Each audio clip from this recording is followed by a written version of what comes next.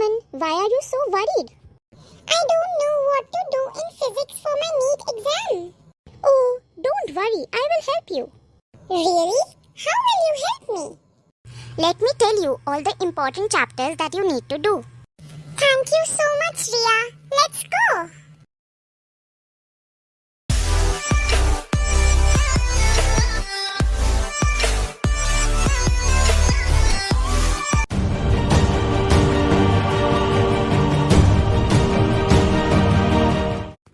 So let us start with the most important chapters of physics for NEET 2021.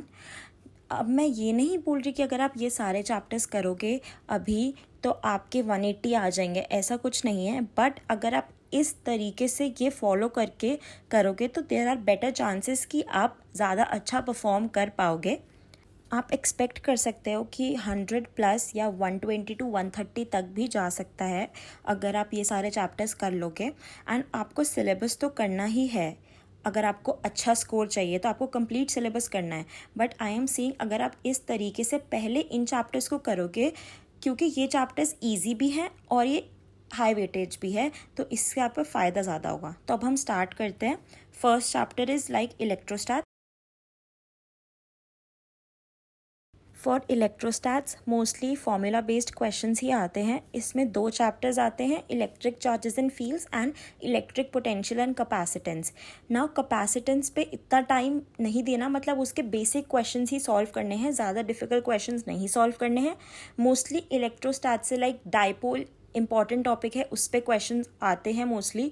And then electric field calculation आती है अलग अलग circumstances में. Now next is kinematics. Kinematics में हमारे पास 2 chapters होते हैं, 1D motion and 2D motion. Now 1D आना कॉमन है, कॉमनली आ जाता है. 2D भी आ सकता है एंड मोस्टली इसमें प्रोजेक्टाइल मोशन से रिलेटेड क्वेश्चंस ही होते हैं. तो आपको बस इसमें फॉर्मूला लर्न करना है और उनकी अच्छे से प्रैक्टिस कर लेनी है. अलग अलग क्वेश्चंस की अलग अलग टाइप के जो क्वेश्चंस बनते हैं. और एक इसमें बहुत इंपॉर्टेंट टॉपिक है, that is relative motion.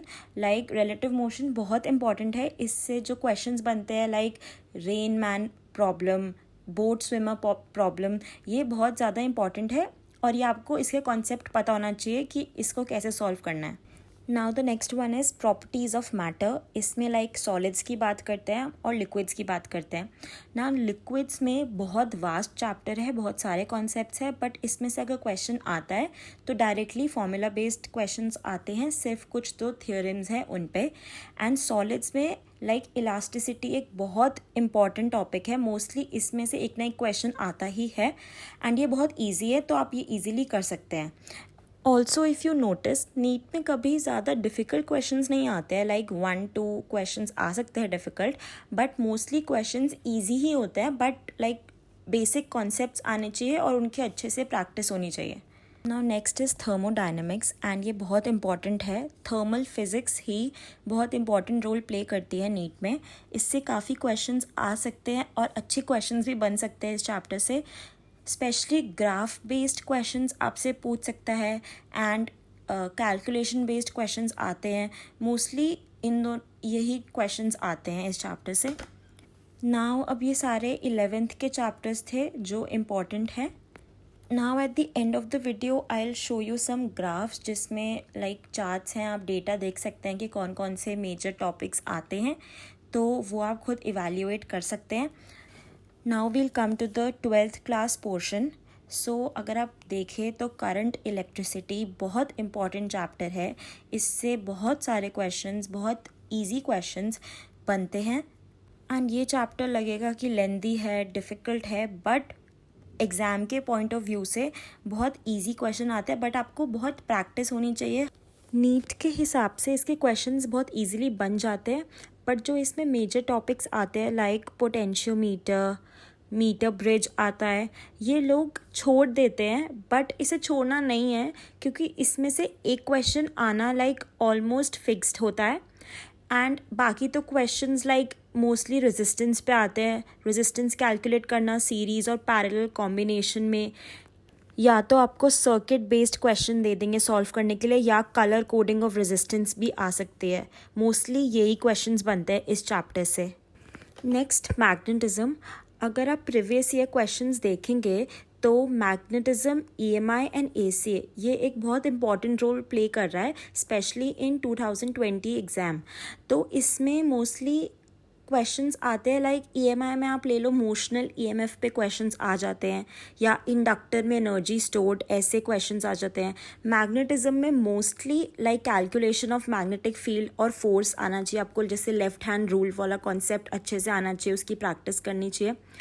And AC में लाइक आपको सर्किट्स आनी चाहिए, और मतलब अगर बेसिक सर्किट्स तो ठीक है, बट थोड़ी बहुत understanding of like LR, LCR ये सर्किट्स की भी होनी चाहिए. और मैग्नेटिज्म में तो जैसे मैंने आपको बता ही दिया कि मैग्नेटिक फील्ड के कैलकुलेशन के रिलेशन में क्वेश्चन आते हैं मोस्टली, और ये इजीली फॉर्मूला बेस्ड होते हैं, ये हो जाएंगे easily. Now next we come to geometrical optics. Like अब ये बहुत लोगों को लगता है एंड ये कि इसमें बहुत टाइम लगेगा, बहुत डिफ़िकल्ट चैप्टर है, बट इससे भी फॉर्मूला बेस्ड क्वेश्चंस आते हैं. बट इस पे आपको एक बार टाइम डिवोट करना पड़ेगा, सारे कॉन्सेप्ट्स लर्न कर लो, बिकॉज लर्न मतलब समझ लो कॉन्सेप्ट्स को, क्योंकि इससे कंसेप्चुअल क्वेश्चंस आते हैं, बट वो कॉन्सेप्चुअल क्वेश्चंस भी फॉर्मूले से इजीली सॉल्व हो जाते हैं. तो इसमें आपको एक बार टाइम देना पड़ेगा, फिर आपके सारे क्वेश्चंस हो जाने चाहिए. Now next is modern physics. Now ये एक सबसे ज़्यादा इम्पॉर्टेंट सब टॉपिक है फॉर नीट. एक क्वेश्चन तो रेडियो एक्टिविटी से जो न्यूक्लियर वाले चैप्टर में है वो आता ही आता है, प्लस इससे और भी बहुत सारे क्वेश्चंस बन सकते हैं, अप्रॉक्सीमेटली 3 to 4 क्वेश्चंस तो ईजिली बन सकते हैं इस टॉपिक से, क्योंकि इसमें 3 to 4 चैप्टर्स आते हैं, तो इतने क्वेश्चंस तो आप एक्सपेक्ट कर सकते हो. Now the last one is semiconductor devices. ये चैप्टर बहुत बच्चे छोड़ देते हैं, but don't leave this chapter, because इससे एक टॉपिक है that is called logic gates. ये इतना इम्पॉर्टेंट टॉपिक है कि इससे एक क्वेश्चन तो आता ही आता है हर एग्ज़ाम में. आप पास्ट ईयर के एग्ज़ाम्स देख लो, उसमें आप उनके पेपर्स निकालो, आप खुद देखोगे कि एक ना एक क्वेश्चन तो लॉजिक गेट्स पे है ही. एंड ये बहुत ईजी भी है चैप्टर, ये आप ईजिली कर लोगे, बहुत जल्दी हो जाएगा, तो इसको छोड़ना नहीं है. तो अगर अब आप सारे ये इम्पॉर्टेंट चैप्टर्स एक बार फिनिश कर लोगे अच्छे से, कि इसमें से कोई भी क्वेश्चन आए तो वो आप अटेम्प्ट कर पाओ, तो आपका स्कोर बहुत अच्छा आ सकता है नीट में. अब मैं आपको कुछ डेटा दिखा देती हूँ. लाइक इस पाई चार्ट से आपको दिख ही रहा है कि कौन कौन से मोस्ट इम्पॉर्टेंट टॉपिक्स रहे हैं अभी तक. नाउ अब धीरे धीरे चेंज हो रहा है थोड़ा बहुत ट्रेंड, वो मैंने आपको बता दिया है कि कैसे कौन कौन से इम्पॉर्टेंट टॉपिक्स हैं इनमें से भी. और अगर आप अभी भी देखेंगे तो इसमें से मेजर पार्ट तो हमने कवर कर ही लिया है. Now the next one, this is for 11th, the chapter wise weightage for 11th. और अगर आप इसमें से देखोगे तो हमने लाइक प्रॉपर्टीज़ ऑफ मैटर कर लिया, थर्मोडाइनमिक्स कर लिया, काइनेमैटिक्स कर लिया, एंड मेजॉरिटी पार्ट हम कवर कर चुके हैं. And for 12th, we have covered like the major chunk, current, electricity, dual nature, modern physics, optics we have done, like electronic devices we have done, magnetism we have done. And like only जो ये chapters है like electrostats, wave optics, ये सब आप बाद में करना है. इन सब के बाद मैंने आपको चैप्टर्स बताए हैं जो आप इजीली कर पाओगे, जल्दी भी होंगे, और उससे आपके मेजर क्वेश्चंस भी आ सकते हैं. I hope you found this helpful, and एक बार आप ट्राई कर सकते हो ऐसा करके, एंड ट्रस्ट मी आप 130+ ईजिली स्कोर कर सकते हो अगर आप मेहनत करो तो. एंड प्लस आपका टारगेट इतने का होना ही चाहिए अगर आपको एक अच्छी रैंक चाहिए तो. If you found this helpful you can tell me in the comment section. I will make this similar thing for biology and chemistry also. अगर आपको और कुछ पूछना है रिलेटेड टू द एग्ज़ाम, आप वो मुझे कमेंट्स में बता सकते हो.